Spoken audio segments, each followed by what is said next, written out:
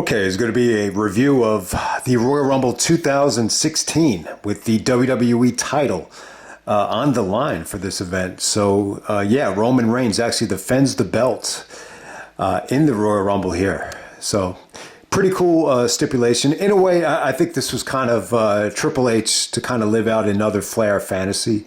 Not exactly, going from the beginning of the Rumble to the end of the Rumble, but he had already done that in 2006, but, this is where Triple H actually wins the WWE Championship, I believe, for the last time. So, pretty good Rumble. I definitely think it was a step up from 2013, 14, and 15. I think the undercard was pretty good. I just think it blows away the last couple of Rumbles, which were, somewhat of a disaster on both occasions. But hey, man. I'm going to do it again. I just want to give some final thoughts about the, Royal Rumble weekend and, just the weekend as a whole.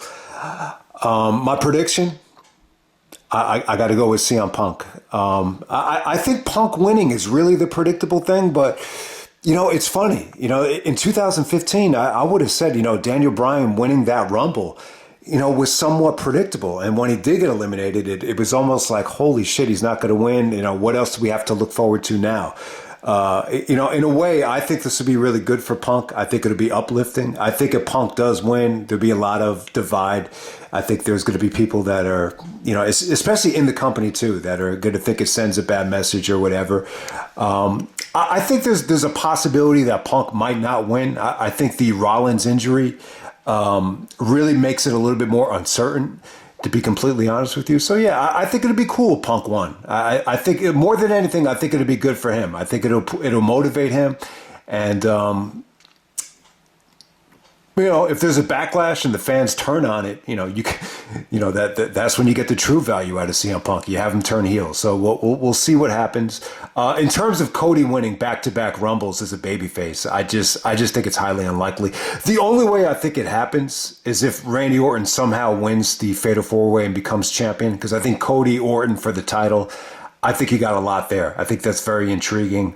I just don't see, Roman losing the belt in a 4-way. I mean, this championship has been around for, it's almost a 4-year reign.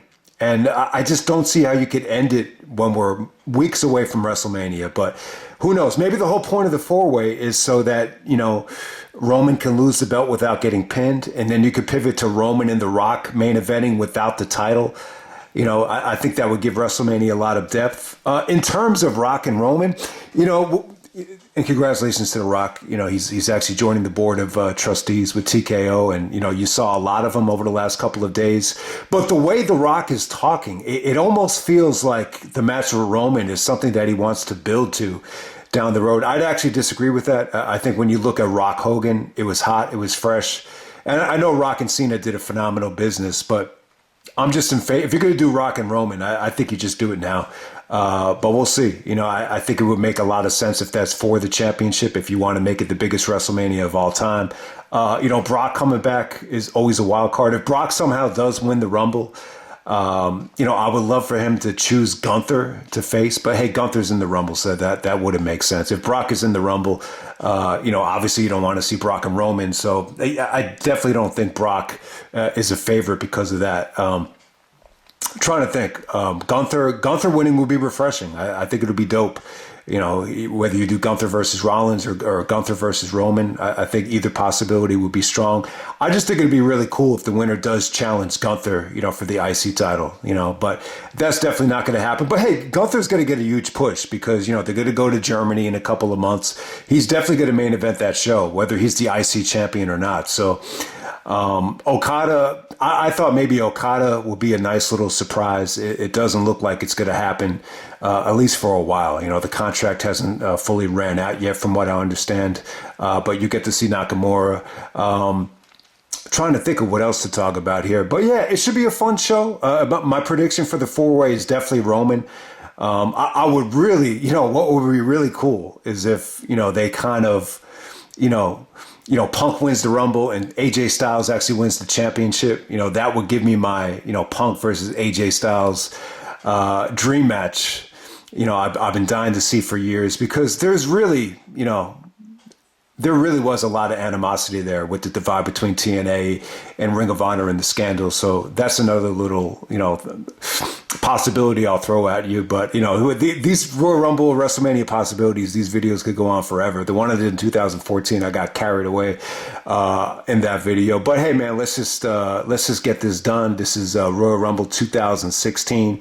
This is from Orlando, Florida, the Amway Center. You got 15,170 in attendance. The pay-per-view buy rate is 91,000, excluding the WWE Network. So they do a battleground in your house, it's time like number. But you can't count it because most people watch this on the WWE Network. I gotta say, man, some of these commercials for the WWE Network were kind of dated. Like that Edge and Christian show, it seemed kind of wacky. I mean, I don't want to judge the show because I've never seen it. And then they had this Vince McMahon cartoon with Sergeant Slaughter. It was like WWE Camp. I'm just like, did they really need to do all this stuff just to try to sell the network? I think the best way to go about selling the network is just to deliver, good shows. But, I get the point. They're trying to brand the network at the time. But let's get right down to it, man. Match of the night, we got Dean Ambrose defending the Intercontinental Championship against Kevin Owens. This is a last man standing match for the IC Championship. Yeah, someone actually posted a comment in the last video. Ambrose and Owens, best Royal Rumble opener ever. Not even debatable, huh? I don't know, man. I would still go with Bryan and Wyatt. They're two totally different matches, but I forgot this was the opener. I do remember the match. I do remember this was the match of the night. God, man, it was freaking great. I mean, 20 minutes, very hard hitting, tons of table spots, tons of really, really good teasing with the chairs. The ending is friggin' awesome. So yeah, this is Owens' Royal Rumble debut. I got to say this about Ambrose, though. I really prefer him now as Moxley. I just think Moxley looks like such a badass compared to this version of Ambrose. But hey, man, give Ambrose credit. He had an awesome night here. He had the match of the night. He actually lasted until the end of the Rumble, and Triple H lastly eliminated him, not Roman. So you almost forget about that. But yeah, in terms of Ambrose and Owens, I really don't think they have much history together. I mean, really the only thing I could think of is they both wrestled in CZW at different times. So this was cool because, they remember what it's like to wrestle in this kind of environment in front of, just a minuscule of fans. So, it felt like they both really seized the moment and kind of, we're thinking about, the old days and, this is such a huge moment for us. Let's just go out with a bang here. They might have touched an Evolve. There might have been like an Evolve show where Owens made an appearance and Ambrose actually did wrestle in the main event. That might have been one of the early Evolve shows, but I just don't remember a lot of history between Kevin Owens and Dean Ambrose. But hey, man, it was a pretty damn good match. Tons of table spots. I mean, it was insane. I mean, it's a last man standing match, and these matches tend to drag at certain points, but not this one, man. It was just, all of the near 10 counts were pretty engaging. Owens did that beautiful fisherman's buster to Ambrose through the table. Ambrose got up from that, which was crazy. The transition into Ambrose's paradigm shift to Owens, that was another good near count. Ambrose elbow drop through the table on the outside was crazy. So the end of the match, and I got to say this too. I mean, great combination. Like it really felt like they hated each other. There's one sequence where, they're telling each other that I hate you, and it came off pretty good. It came off pretty convincing. I mean, you've seen Owens do this. Over the years, especially to El Generico, where he's trying to convince everybody that he hates his guts, and it came off pretty damn good. But the ending is sick, though, man. Owens sets up like a castle of chairs, and then he's going to go for that beautiful moonsault. Owens does a great moonsault. I remember, I think it was the cover of Hate Chapter 2, when he had the match against Sami Zayn, El Generico, the second in that trilogy. And, so Owens is going for the moonsault. You'll almost forget that there's like a castle of tables set up outside, and they do it so quickly. Ambrose gets up right away. He just throws Owens off. You almost forget that the tables are there. So even though, anytime you set up, a mirage of tables. You know someone's going to go through it. But in this situation, they did it so quickly and so sudden that you almost forgot that they were there. And that the teasing of that moonsault was pretty damn cool because it made you forget that the tables were there. So, hey, awesome last man standing match. If you want to say that this is the best, non-Royal Rumble opener to the Royal Rumble pay-per-view, I have no problem with that. It's pretty damn good, man. One of the best matches of 2016. And obviously the match of the night. And both guys were actually in the Rumble, which you couldn't say for 2014 when Daniel Bryan was in that opener. A lot of people just assumed he would be in the Rumble, and people always say when you assume you make an ass out of yourself. So there you go with that. All right, next up we have the New Day defending the tag team titles against the Usos. We've seen the New Day and the Usos wrestle plenty of times. They actually wrestled at day one. That's like the most recent match I can remember, between them where they stole the show in Atlanta, if you remember that.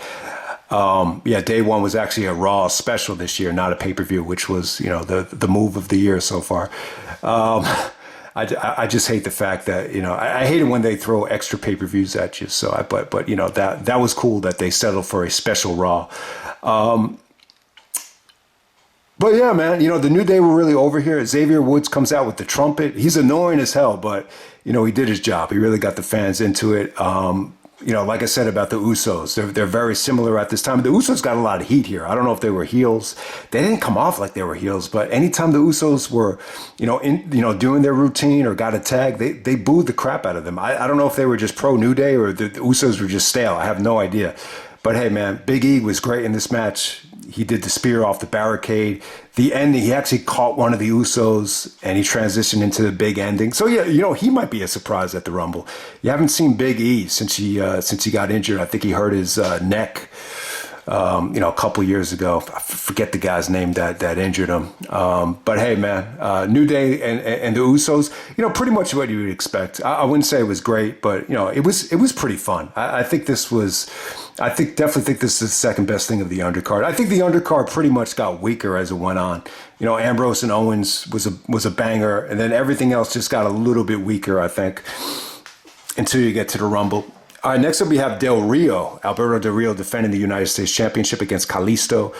You'll almost forget, man, Kalisto, I think with Samurai Del Sol, they brought in a lot of like lucha talent for TLC. I think there was like a 4-way TLC match that stole the show at TLC. I don't have that on DVD, so I just don't remember. Yeah, this is the first Rumble that I don't have on DVD. And I have to say, I just want to make this clear. So I watched 14 and 15 on Blu-ray.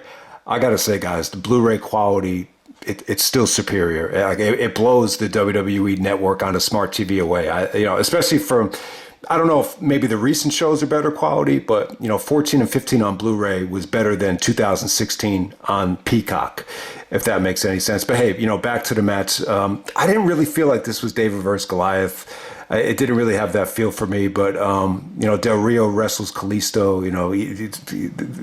It's pretty much a lucha style match. Del Rio did a lot of good submissions, a lot of inverted suplexes, and Kalisto did some really, really good Hurricane Ranas into inverted DDTs. I mean, you know what to expect from these guys. I just don't think the fans were really crazy about the matchup. It felt a little bit flat. It was good stuff. I mean, they're both very, very talented wrestlers. I'm a big fan of Del Rio, but I just think at this point, he's actually in the League of Nations. He's the U.S. champion. But I don't know. I think by this point, the company, was about to give up on him. And that's kind of like one of my, arguments, to have AJ Styles win this Rumble. I think the only way you could argue that AJ shouldn't have won this Rumble is because it's for the championship. If this was not for the championship, this would have been a perfect time to have AJ win the Rumble. Would have been a huge splash. He comes back, he wins the Rumble. You definitely would have got a much better WrestleMania main event than you got. But I'm thinking about it here. Del Rio won the Rumble in 2011, and he debuted at the end of 2010, and they had him win that Rumble. So to me, like, if you could have Del Rio win the biggest Royal Rumble ever in his first year, you could have had AJ win this Rumble. But the thing is, when you really establish yourself as an outsider from another company like AJ did, especially at that time, I think they've changed a little bit, especially that Vince isn't there, but Vince, He's going to make you earn it, like no matter who the fuck you are. So, but hey, man, I think AJ Styles running WWE, I don't think it was perfect. There were years where I think he could have been utilized better, especially last year as well. Especially at WrestleMania, he never really, got the proper WrestleMania, match that he deserved. Maybe the Nakamura one, when you look back at that match, they gave him, it wasn't the main event, but at least they gave him a high profile match, and it just was kind of disappointing. So I don't know. I just feel like, the AJ stuff was better than expected, but not quite a home run, especially when you look at his WrestleMania, matches, not so much opponents. But hey, man, Kalisto actually upsets Del Rio for the United States Championship there. And then we move on. We got Charlotte actually taking on Becky Lynch for the Divas Championship. Yeah, so, you don't have a one-on-one, WWE title match, so you could do Charlotte and Becky here. This was pretty forgettable. I think it was good. It's definitely a step up from, your typical Divas match. I still think Charlotte and Becky look good. I think they've both gotten in, much better physical condition since then, especially Charlotte. I think the submission work was great. Becky's, T-bone suplexes look good. I think what hurt this match more than anything, I think at the time, it just didn't feel as competitive as their NXT matches. You actually have Flair on the outside. So Flair is actually a heel here with Charlotte. I thought when Charlotte turned heel, like she actually turned on her father. But I don't know. I guess Flair might have, turned heel again and sided with Charlotte by this point. The match wasn't great. I don't think it was great. I think it was good. The ending was kind of crappy with Flair throwing his shirt at Becky Lynch. But hey, this pretty much sets up Sasha Banks to come out. It sets up the three-way at WrestleMania, which was a lot better. This was kind of a stepping stone, to set up that triple threat at WrestleMania. And, Sasha Banks got a great reaction. She looked awesome, at that time. Mercedes Moné, is she going to AEW? I think I heard a report that she agreed to go to AEW. And it was funny because it happened as soon as World's End ended. And, I really think the women, were the weak links on that show. I said that. And it's funny because the next day, I think they officially signed her. Maybe they just gave her, more money than she was asking for. But I don't know what happened there. So Mercedes Moné in AEW, the last thing I heard was that was the case. Okay, moving on to the 2016 Royal Rumble match. You have Roman actually defending the championship against everybody here. And he comes out first. So at this time, I believe Roman actually defeated Sheamus at the end of 2015. And, at the time he was kind of battling the Authority. I guess they figured if they put Vince against Roman and Stephanie and the Authority, this would be a good way to turn or keep Roman as a babyface, get the fans behind him. It definitely didn't work for this show. He got, they booed him out of the building. Pretty much just as hard as 2015. There's really not much of a difference in terms of the negative fan reaction to Roman. And when he did, they do the injury angle here with the League of Nations, and Vince actually took him out of the match. And then he was out for like 20 minutes, and then he came back and he really wasn't selling any of the injuries. But when he did come back in, like the fans just, they hated it. And when he did get eliminated, though, it was great reaction. Triple H does the crotch chop, and that was probably the highlight in terms of crowd reaction of the whole night. But yeah, Roman takes on Rusev to open this thing up. The guy that he faced, the previous year in the finals, and then AJ Styles actually comes in at number 3. AJ lasts for about a half hour. Yeah, the reaction was great. Roman looked a little bit confused. And Michael Cole really sold the reaction quite well. So AJ Styles finally in the WWE. The first time I heard of AJ was in 2002. You don't get to see him in the WWE until 2016, fresh off of New Japan. AJ looked good here, man. Like I think him going to New Japan and him wrestling around the world, he definitely got better. He was just really good at doing strikes. Back fist to the future, lots of different strikes, clotheslines. He just looked awesome here, man. A Rumble match isn't really the best way to showcase AJ Styles. So it's not like just because AJ is in it for the first half, it's not like he could kind of, make the Rumble, that much better by himself.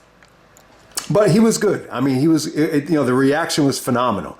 Whenever they were chanting AJ Styles for like the first 10 minutes here, like no matter who came out, it was like AJ was just as over as number 13. Like that's how, strong the reaction was for the most part. All right, so Jericho actually comes out at number 6. This is kind of the start of, you just made the list, Jericho. And I think Jericho looked pretty good. I don't think he looked like he was in his prime. He lasted pretty long. He lasted about 51 minutes. He was actually eliminated by Dean Ambrose. He did go at it with Triple H. You get to see, Jericho and Triple H, rekindle their rivalry for a little bit. There wasn't a lot there. Cody comes out as Stardust at 14. So while Cody, this shows you how far Cody has come. Cody actually, when Cody is coming out, the League of Nations, Rusev, Vince McMahon, Del Rio, Sheamus, they do that Shield power bomb to Roman through the table. So that kind of takes Roman out of the match for a while. And while Cody is coming out, they don't even show Cody coming out. They just transition to Roman getting power bombed. So that shows you how far Cody's come. This was actually his last Royal Rumble match until, I guess, last year, which is crazy because I remember when he first came back, he was talking about his Royal Rumble statistics and records because I guess he's a big fan of it and just wanted to. I don't remember the exact reason why he brought it up, but he was just talking about his history at the Royal Rumble. But this really wasn't a very memorable showing for Cody. Cody lasts about 15 minutes. He gets eliminated by the Wyatts, Luke Harper. Neville comes in at number 16, better known as Pac, the man that defied gravity. Him and AJ go at it, so you get shades of All-Star Weekend right there. There's a little bit like too much Wyatt guys. Luke Harper, Braun, Strowman looked really, really fat at the time, but Eric Rowan and then Bray, they were pretty much just in there to take Brock out, which we'll get to. Owens comes in at 18 and he eliminates AJ Styles. It's funny, when Owens and AJ were going at it, the fans were reacting like this is a rivalry that we remember. But I tell you, I don't remember AJ and Kevin really wrestling on the indies. I really don't remember ever. Kevin Owens was never in TNA. AJ was really not in Ring of Honor around 2007, and he was pretty much exclusive to TNA. I think down the road, Kevin and AJ actually had a feud in WWE. I just don't remember it that well. That Joe, Shane McMahon, Kevin, AJ, that all feels like a blur to me. But I know all those guys wrestled each other on SmackDown.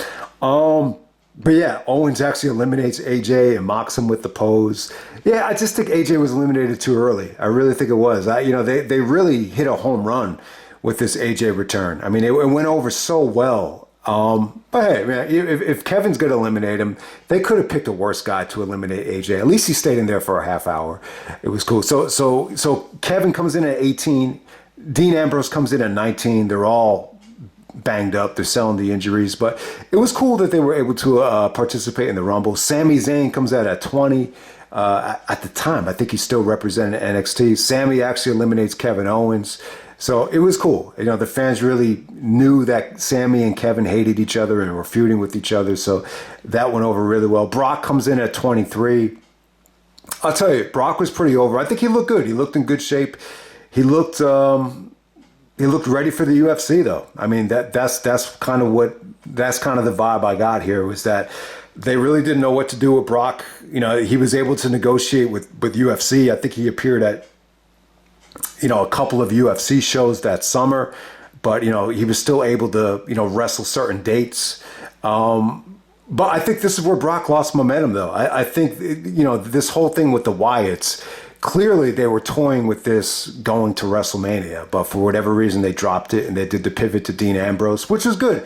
I think Brock and Ambrose was a good WrestleMania match, but at the time, Brock just didn't want to, pay attention to any of Dean Ambrose's ideas because, he just, I don't think he wanted to get hurt, before one of these big fights. So, I always say this. I think when you look back at this time, this is where Brock started to lose a little bit of momentum. I like the idea of Brock actually, being involved in the championship scene because he still had so much juice left. But I don't know. I mean, the opponent for Brock for this WrestleMania, it was kind of like they just didn't know what to do. Yeah, I think they had the not Strowman match, but the Bray Wyatt match. I think they had that at Roadblock. Am I wrong about that? I know they did Ambrose and Triple H at Roadblock, but I think they might have done Brock and Bray at Roadblock as well. But, pretty forgettable, though, this whole thing with Brock and the Wyatts. It was kind of cheap, too. Like, Brock eliminated the whole family. And then, Bray kind of gets them to come back in the ring. I will say this, though. The interaction between Brock and Bray was pretty interesting. It was different. It's almost like it's almost like Bray caught the imagination of Brock. Like, it really did. It wasn't like Brock just treated him like it was a jobber or whatever. When The Miz came out, he just went straight to the commentary booth because Brock was really the only guy standing in the ring. So that was pretty funny. Del Rio comes in at 26. Bray comes in at 27. Dolph Ziggler comes in at 28. It seems like Dolph had a lot of these like late entries that really got big pops. I thought Dolph had a good showing. Triple H actually eliminated him. He walked right into the pedigree right away. Sheamus comes in at 29. When Sheamus came out, Roman did the Superman punch and Roman entered the ring for the finishing stretch here. Okay, so it came down to Triple H, Roman, and Dean Ambrose. I'll tell you. Yeah, Roman, I believe Roman actually hit the Superman punch on Sheamus to eliminate him. Then all of a sudden, Triple H comes out of nowhere, eliminates Roman. The crowd goes crazy. The place erupts. Triple H being smart, he feeds off the energy. He does the crotch chop and even gets a bigger pop. So yeah, Roman getting eliminated. That even got a bigger pop than AJ Styles. So that was pretty cool. I just think a lot of people just expected, Roman to at least come down to the finals here. But, they did something out of the box. You get Triple H and Dean Ambrose. Ambrose put up a good fight. I will say this about Ambrose though, man. I think at the time, it was good. I mean, he was almost like a fresh meat babyface with the hair. He looked young and everything. But I'll tell you, I probably already said this during the review, but I prefer the Jon Moxley now. I just think he just looks so much like a badass now. But good back and forth between Triple H and Moxley, Dean Ambrose. The ending was pretty cool. Ambrose goes for like a clothesline to Triple H. Triple H is able to block it with his knee, and then he's able to backdrop Ambrose out of the ring just by his head. And it was a pretty cool elimination. It wasn't like it wasn't a spectacular performance from Triple H. He's only in there for a little bit under 10 minutes. He doesn't look like he's in his prime, but it looks good though. I think Triple H at this time, he aged pretty well. Like I'm sure I could think of other examples, but the one guy I'm going to use is Kurt Angle. Like, I just think when Triple H and Angle got into their late 40s, I think Triple H just was a better worker. He just moved a little bit better than Angle. I just think Angle's body broke down a little bit sooner than Triple H's. And I just think, you could definitely argue that Triple H looked a lot better here than some of the years, after the quad tear, when he was still wrestling full time. So in a lot of ways, I think Triple H winning the belt here, it's something that I thought should have happened a long time ago. I know Triple H has a lot of haters out there. I'm sure Truth Slayer hated this decision. But I was even saying that even before the big Roman push, that, I think Triple H probably deserved one more reign where he could just bring some credibility back to the roster. I just felt like the company needed a, legitimate heel to look forward to every Monday night and, restore credibility to the championship. When I look back at this now, it's pretty forgettable. This was pretty much just done to get Roman over. This was a very predictable WrestleMania main event with Roman going over Triple H. And the main event really doesn't do anything for Triple H's, WrestleMania resume. I mean, it really didn't. He was probably it probably wasn't his weakest WrestleMania match, but it was one of his weaker WrestleMania matches. And it was just part of this Roman streak where you just got these very, very, bland and forgettable WrestleMania main events. So yeah, I'm not I really don't think this reached its potential. I would have been cool with Triple H, having a longer title reign and, that working up to, facing someone that really needed it. I just don't think the Roman thing, it just didn't hit for me. It's as simple as that. When I look back at this Rumble, though, I think it has AJ Styles written all over it. I think this is a huge opportunity, to give AJ Styles a ton of momentum. But hey, wrong time, wrong place. I could definitely agree with that. I mean, it's kind of a risky thing to put the belt on AJ his first night in the company while he's been the face of the competition for the last decade and a half. It's unrealistic to think that, but when you look back at this Rumble, man, it was just fun, man. You had the nice surprise in AJ. Brock played his role nice. Kevin was great. Jericho had a pretty underrated performance. The stuff with the Wyatts was kind of repetitive, but hey, one of the negatives is here, Roman lasts the whole Rumble, but, he was able to take a vacation, before you get to the end of this thing. So, people are going to bitch about it for that. But yeah, I think it was pretty good, though. I think it was a pretty damn good Rumble. And Triple H solidified himself as a two-time Royal Rumble winner. I think anytime you become a two-time Rumble winner, it's almost like winning the championship 5 times. I think it puts you on that level of Brett, Shawn, Austin, Rock, puts you up there with the legends. So, yeah, I mean, Rock has only won the Royal Rumble once, right? So, yeah, I think it's a possibility that we might see Rocky Maivia return and win the Rumble in his home state on Saturday night. But we'll see what happens, man. So, yeah, man, that's Royal Rumble 2016. Not a great show, but definitely one of the better Royal Rumble events, I think, of last decade. And I'm out.